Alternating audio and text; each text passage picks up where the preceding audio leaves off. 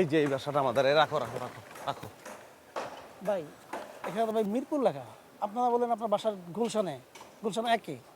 গুলশান একে আমার বাসা আছে, মিরপুরে আমাদের বাসা আছে, ধানমন্ডিতে আমাদের বাসা আছে। তোমার অসুবিধা আছে কোনো? না। তার রিক্সা ভাড়া তো 20 টাকা। আপনার কাছে 70 টাকা ছিল ভাই, আপনি দেন। খরচ তো তোমার হাত দিয়ে সবকিছু করতেছো, করো তুমি, পরে দেখা যাবো। ভাড়া দাও, তারপর আসো। যান ভাই। আচ্ছা আবার কি ভাই? শোনো, অনেকদিন পরে বাসায় ফিরছি তো, আর তুমি চেনা নাই জানা নাই একটা নতুন মানুষ নিয়ে আসছি। হ্যাঁ বাসায় কে কিভাবে না এটা তো একটা ব্যাপার আছে। হ্যাঁ। মানে আমি বাসায় ঢুকি, ঢুকা পরিস্থিতি সামাল দিয়া আমি তোমার নিয়ে যাবো। তুমি তারাও এখানে 5 মিনিট, কতক্ষণ লাগবে ভাই? 5-10 মিনিটের মধ্যে আমি আসতেছি। আপনি কয়তলা থাকেন ভাই? 6 তলায় থাকি।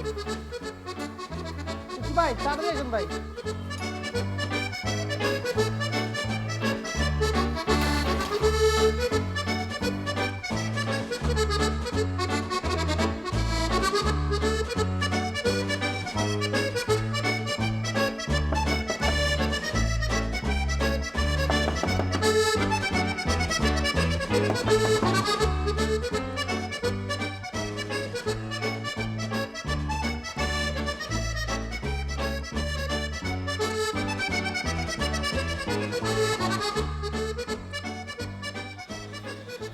ইকরামুল হক সাহেব কি ফ্ল্যাট বিক্রি করে দিয়েছেন? ইফতি ভাইয়া আছেন আছেন, বসেন। আপনি কোথায় ছিলেন? বসেন বসেন ভাইয়া, বসেন বসেন। আমি বেয়াই আপনার, মমতাজ, মমতাজ হচ্ছেন। বসেন। ভাবি দেখেন কে আছে, ভাবি। ও আপা, তাহলে ঠিক আছে।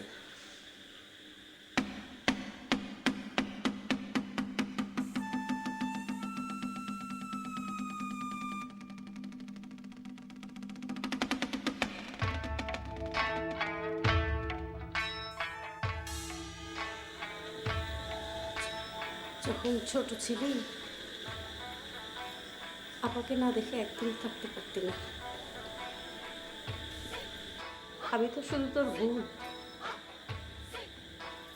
তুই তুই আমার কাছে কি জানবি না? আরে তুই তো আমার কাছে একটা সন্তানের মতো,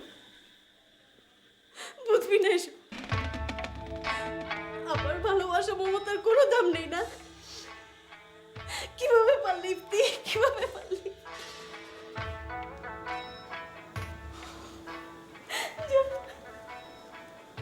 আপা, আপা ডাকিস না।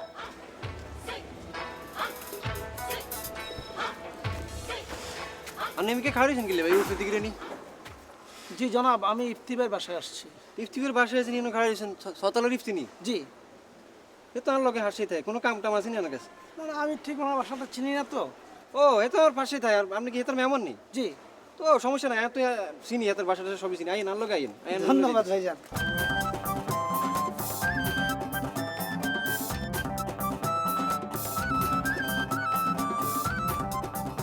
এত মিস করছি আপনাকে, এত মিস করছি আমার। আমার প্রতি মুহূর্তে মনে হতো এই, যে আমি কেন এই, হ্যাঁ তোমার টাকার সমস্যা মিটছে?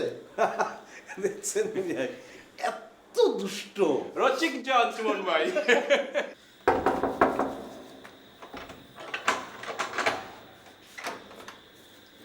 আমি গেস্ট আইছি বুঝিনি, জনাব সালাম আলাইকুম। ইফতিমা আমার মেহমান। ইফতি ভাইয়ের ইফতি ভাইয়া আপনার গেট।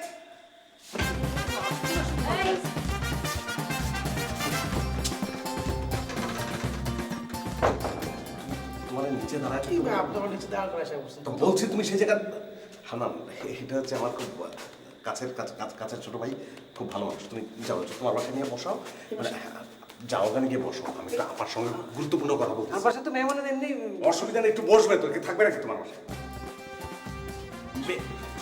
কোনো চমৎকার না আর চমৎকার আমাকে বলে। কোনো সমস্যা না, চলে আমাকে ওর মেয়ে আর কি মুসিবতের মধ্যে হারালেন কনছে আপনি? আনারাই ভালো মানুষ করে উঠে লই এলাম। কেন ভাই কি হয়েছে? কেসে আপনি দেন না উনি? আপনার ইতিমা আমার ঘরে হান্দাইবেন, আনা আর ঘরে হান্দাইছেন নিয়ে, এটা হান্দা করে দিছেন। মানুষের বাসায় তো মানুষ আসে তাই না? আর তো মানুষের দরকার নেই, আপনি নিচে যে দাঁড়ানো হয়ে খাড়াই দেন বিল্ডিং করেন কিনি, এটা ভালো। আর তো মানুষের দরকার নেই। এই মেয়ে আপনার কি কই? আপনি কানে কি কতটুকু আমি নিচে যাই খারাপ না ভাই? আজব ব্যাপার তো, আপনি কথা কর না গেলে আপনি মূর্তির মতো খাড়াই দিয়েছেন কিনলে, আপনি নিচে যান ভাই, আমার তো গেস্টের দরকার নেই। একটার পর একটা আইতে আছে মেহমান, কি কই আমি তো বুঝতেছি না।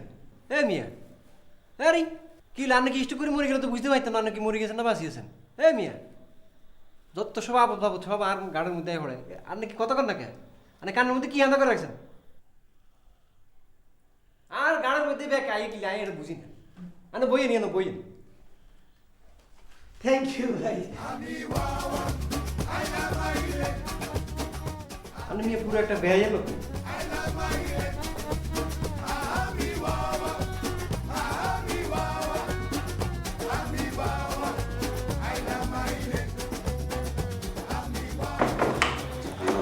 শোনো ভাই, ওর সঙ্গে আমার একটু ব্যক্তিগত কথা আছে, তুমি একটু প্লিজ, ওই তোমার বলছেন প্লিজ। আচ্ছা তুমি এটা একটা কাজ করলা বলো আমার, তুমি উপরে উঠে আসলা কেন? না অনেকক্ষণ নিচে দাঁড়াইছিলাম, পরে উনি বললেন যে আপনার বাসা চিনে নিয়ে আসলো। তো দরকার ছিল কোনো, আমার বিশ্বাস করো না তুমি, আমি যাইতাম না নিচে? আচ্ছা ভাই ভুল করছি, উপরে উঠে আসছি, তো চলো আপনার বাসা যাই। এখানে কতক্ষণ খবরদার, থাকবো? একদম খবরদার, মানে আমার বাসার কথা মুখেই আনবা না। কিসের আমার বাসায় যাবা? তুমি থাকো, এখানে থাকো। কতক্ষণ থাকবো? আরে বাবারে, আমি বুঝছি 250 টাকা খরচ করছো, এই তো, তোমার কাছে কোনো টাকা পয়সা নেই, সমস্যা নেই। তোমার প্রতি আমার মায়া আছে, আমি বললাম তো একটা ব্যবস্থা আমি করতেছি, আর তোমার টাকার ব্যবস্থা করতেছি। তুমি বসো, তাহলে চলো। বসো তুমি, আমি ব্যবস্থা করতেছি, ঠিক আছে? Yo te quiero más que a nadie.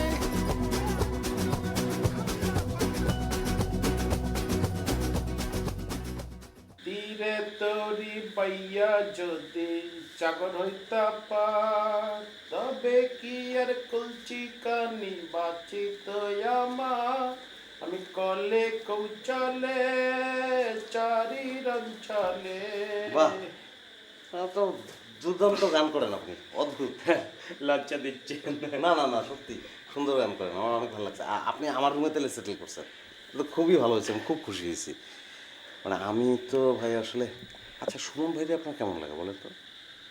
কি বলবো বলেন, আপনি তো আমার বেয়াই একটু দূরের, সে তো আমার কাছের ভাই, তারপরে বলি কিছু মনে নেন না, যে আসলে এই চরের শিক্ষিত জ্ঞান পাপি চার্থপর। ওইটাই, এই লোকের জন্য কিন্তু আমি ঘর ছাড়ছিলাম, বুঝছেন? ওরা মনে হলো যে আপাতুল্লাহের সঙ্গে এসে দেখা করে যাই, কিন্তু আইসা আপনারা দেখে এত ভালো লাগলো, মনে হচ্ছে যে আপনারা আমার খুব প্রাণ খোলা মানুষ মনে হয়েছে, অনেক উদার মনের মানুষ মনে হয়েছে।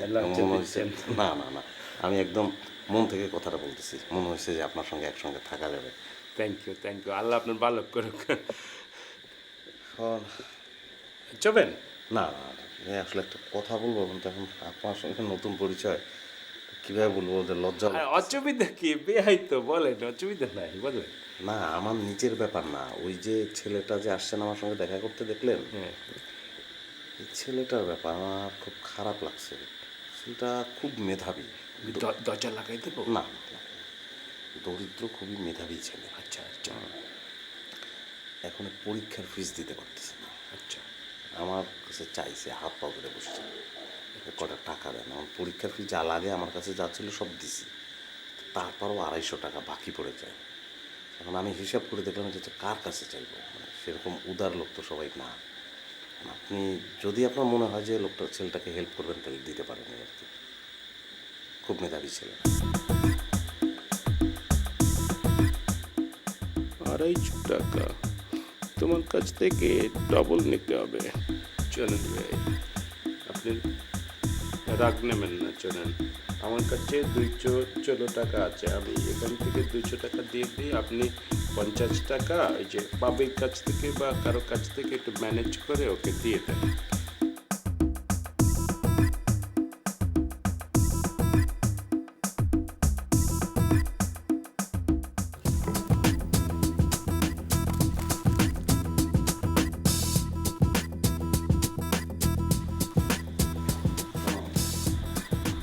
কোনো কথা বলবো না, 250 টাকা ঠিক আছে বুঝছি, এখন আমি 100 টাকা জোগাড় করতে পারছি এটা। আর 150? আরে তোমার 150 টাকার দরকার কি? তোমার তো আমি থাকার ব্যবস্থা করতেছি, তুমি এখানে থাকবা, কোনো সমস্যা তাই? নাই। এখানে থাকবা, এখানে খাইবা, কোনো সমস্যা নাই, আমি ব্যবস্থা করছি। হান্নান, হান্নান ভাই, একটু শোনো, তোমার একটা রিকোয়েস্ট করি আমি ভাই। এই ছেলেটা আসলে দরিদ্র, একটু কষ্ট করে গেছে, তোমার কাছে এখানে একটু থাকুক, আমার বাসায় তো সমস্যা, একটু কাইন্ডলি। এটা কেন কোন, এটা তো একটা সমস্যার মধ্যে আগের নিয়ে মেহমান টেমন বেজালের মধ্যে আছে। ভাইরে, তুমি যদি এই হেল্পটা আমার না করো তাহলে আমার এই হেল্প কে করবে বলো? আর কেউ আছে? প্লিজ ভাই, লক্ষ্মী প্লিজ। হ্যাঁ ঠিক আছে। এখন কি আর করতে হবে, আর এটা ছাড়া কি করতে হবে?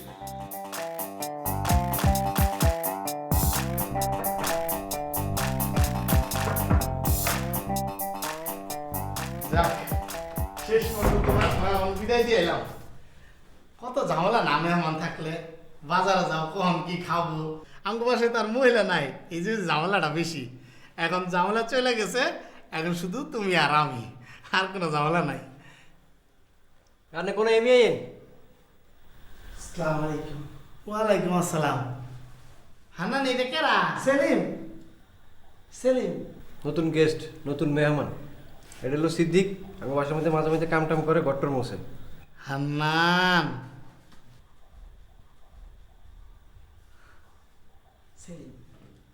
সেলিম আপনার নাম? আপনার নাম? সিদ্দিক। আমার নাম সিদ্দিক। বহেন, এই জায়গায় বহেন। আপনি কার মেহমান? আমার হান্নানের? জি, ওনার মেহমান। ও, হান্নানের মেহমান না? এই আপনি আর মেহমান মানে? আনে দিয়ে ইফতিমা আমার মেহমান, আপনি ইফতিমা আমার ঘরের মধ্যে হাজা করে দিছে। আপনি আর মেহমান কি করতে হইলেন? জি, ইফতির বাসায় আসছি আমি। ও, পাশের বাসায়? হ্যাঁ? কোনো সমস্যা না, আমার বাসায় থাকবেন। আমার বাসায় তো ভাগাই। বহুত খুশি কেন, আরো 2-3 কেন আমি ঘরের মধ্যে হাজা করে দিই। হান্নান, মাথা পেটে গরম থাকে সবসময়।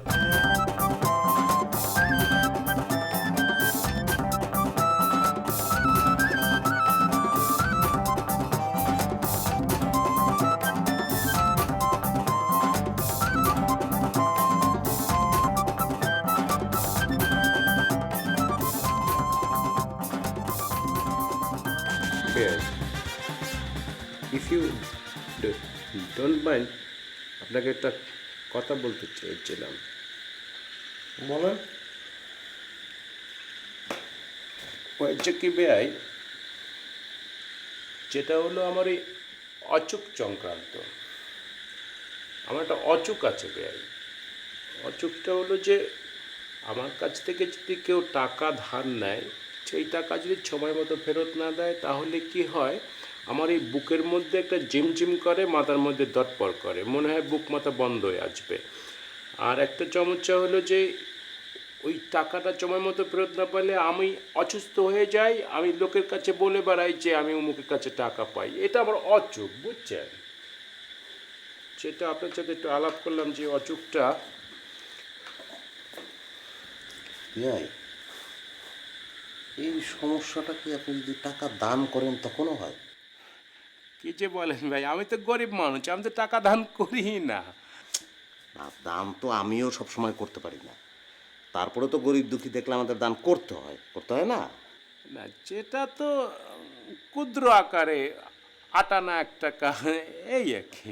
না ঠিক আছে, দানের ক্ষেত্রে 1 টাকা 8 আনা 200 টাকা 400 টাকা এটা তো কোনো ব্যাপার না, সবই এক।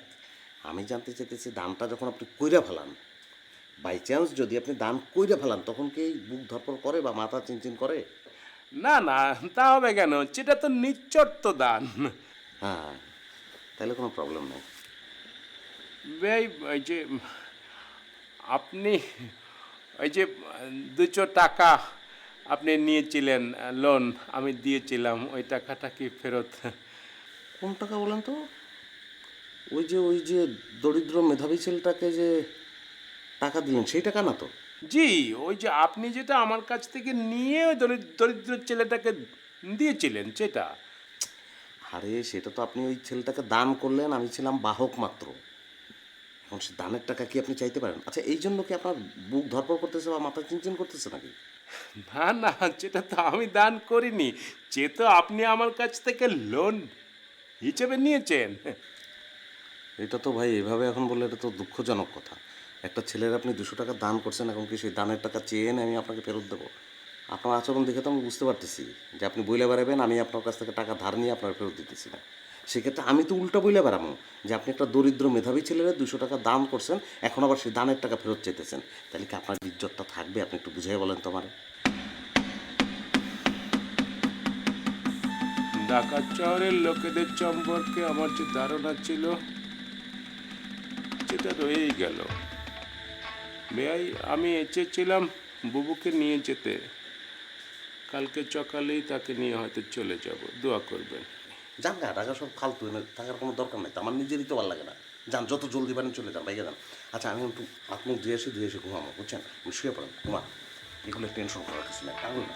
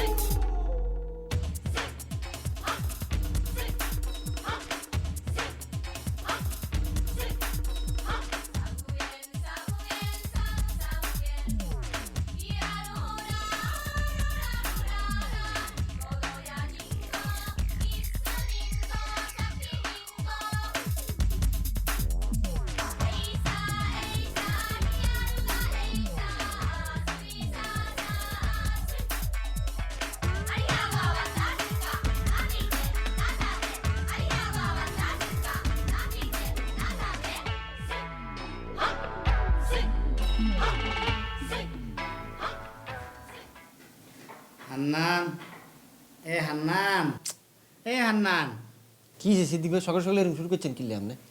আমি তোমার কি কইছি যে আমার সব কাপড় চোর ময়লা হয়েছে, ধুইয়া দাও। ওর মিয়া কোনো সময় দেখছেন না কাপড় সময় ধুইছি মিয়া? হান্নান, তুমি আমার সাথে মস্করা করতেছ। শার্ট পরবো। আনা জানছে ও মক্কেলে আনা শার্ট পরে বই রয়েছে মনে জানছে, হেটা জানছে। এটা তুমি কি কও? হ্যাঁ বলো তো, একটা পরবো, আমার তো কোনো কাপড় চোপড়ই নাই। আমার শার্টটা কোনে গেছে? ইয়াল্লা, মোবাইল কোনে? মক্কেল কোনে? কি কও তুমি? দরজা খোলা গা। সিদ্দিক ভাই আমার শাড়ি না পরে গেছে কিলে? ইয়াল্লা, আমার শাড়ি রেখে দরজা কেন খুলছে? মক্কেল কোনে?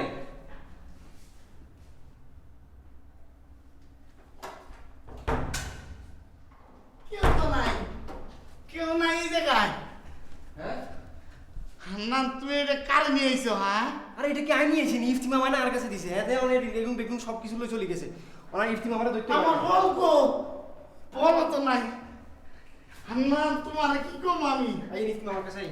না তুই যাও দেখি কি কি আরাম নিয়ে গেছে কাল্লা জানে ইয়াল্লাহ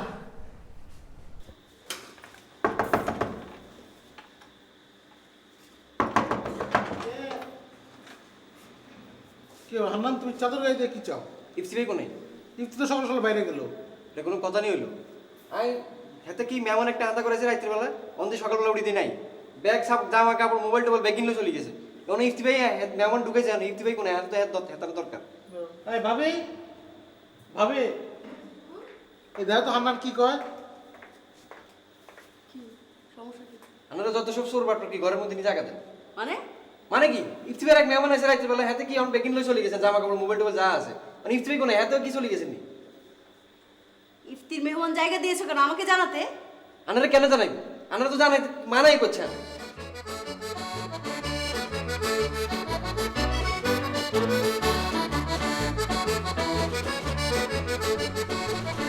ইরদ ভাই আপনার একটা কথা জিজ্ঞাসা করি হ্যাঁ বলো। আপনার জীবনে কোনো দুঃখ নাই? দুঃখ আছে না? এই যে ছেলেটা আমার মতো হয়নি, বিদেশ থেকে আসলো, এসেই বলে আমাকে নিয়ে যাবে বিদেশে। এটা হয়? ছেলে দেশে থাকবে, আমার মতো এই গাছপালা, নদী নালা, পরিবেশ, প্রকৃতি এসব দেখাশোনা করবে। এগুলো যদি সে করতো, দেশে যদি থাকতো, তাহলে আমার আর কোনো দুঃখ থাকতো না। অবশ্য তোমাকে দেখে আমার খুব ভালো লাগে, আমি খুব আনন্দ পাই তোমাকে দেখে। এত হাসি খুশি তুমি থাকো, কখনই তোমাকে বেজার দেখিনি। তোমার মনে কোনো দুঃখ টুকুর নেই, খুব ভালো। হ আমার মনে কিসের দুঃখ? হ্যাঁ আমার মনে কোনো দুঃখ নাই। ইরদ ভাই যাই